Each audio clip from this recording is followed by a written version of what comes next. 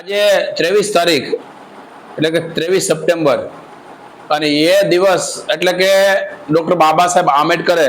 જે બરોડા એટલે કે વડોદરાની ધરતી ઉપર જેણે સંકલ્પ કર્યો હતો, એ સંકલ્પ કરવાનું કારણ શું હતું? જ્યારે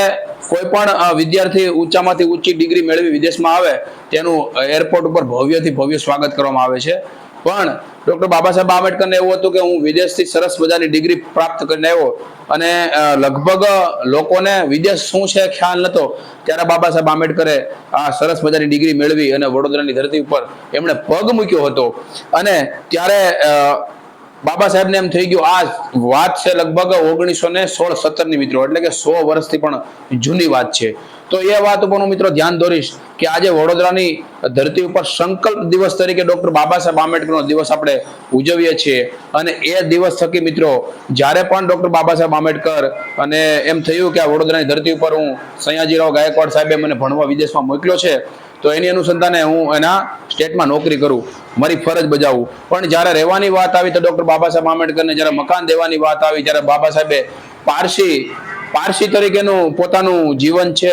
એ એવું નક્કી કરી અને મકાન પ્રાપ્ત કર્યું કે હું પારસી છું. પણ જ્યારે ખબર પડી કે ડોક્ટર બાબા સાહેબ આંબેડકર તો અનુસૂચિત જાતિ સમાજમાંથી આવે છે, ત્યારે ખ્યાલ આવ્યો અને એ લોકો જે ટોળા તરીકે ભેગા થયા અને બાબા સાહેબ આંબેડકરનો જે સર સામાન હતો એ રોડ ઉપર ફેંકી દીધો અને બાબા સાહેબને કહી દીધું કે ભાઈ તમે દલિત હોવાના કારણે તમે અહીં ન રહી શકો. આજની તારીખમાં પણ તમારી પાસે મકાન છે, રૂપિયા છે, ગાડી છે, બધું છે, પણ જ્યારે જ્ઞાતિની વાત આવે ત્યારે હાલની તારીખમાં ભાડે કે તમને મકાન દેવામાં પણ જ્ઞાતિ પૂછવામાં આવે છે. તો 100 વર્ષ પહેલા તો પૂછવામાં આવતી. ત્યારે બાબા સાહેબ આંબેડકરે સંકલ્પ કર્યો હતો કે હું આયા એટલે બાબા સાહેબના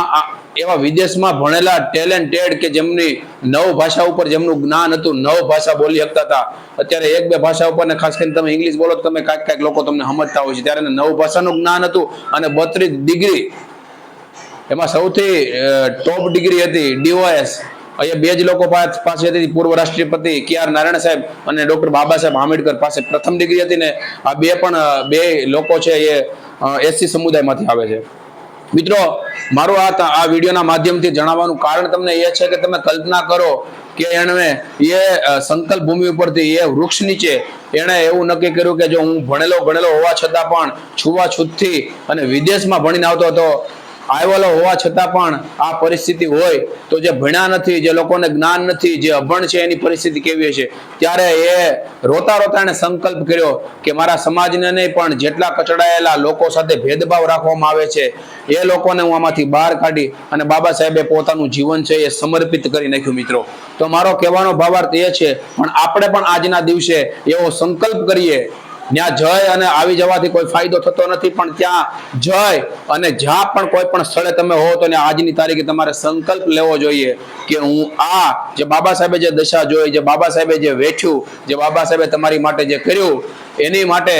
આજે સંકલ્પ લેવો જોઈએ કે હું પણ સમાજ માટે કંઈક પ્રયત્ન કરીશ, મારા બાળકોને ઉચ્ચ અભ્યાસ માટે વિદેશ મોકલીશ, હું સારા સમાજ માટે કામ કરીશ, હું સારી પોસ્ટ ઉપર હોય તો ઉપયોગ થાય,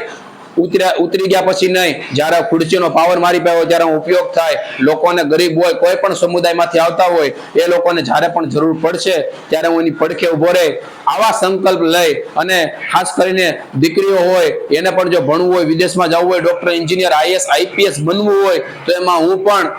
જેટલું મારી જેવડી તાકાત, જેવડો મારો પગાર એટલું હું સમર્થન કરી અને પે બેક ટુ સોસાયટીના માધ્યમથી હું આજે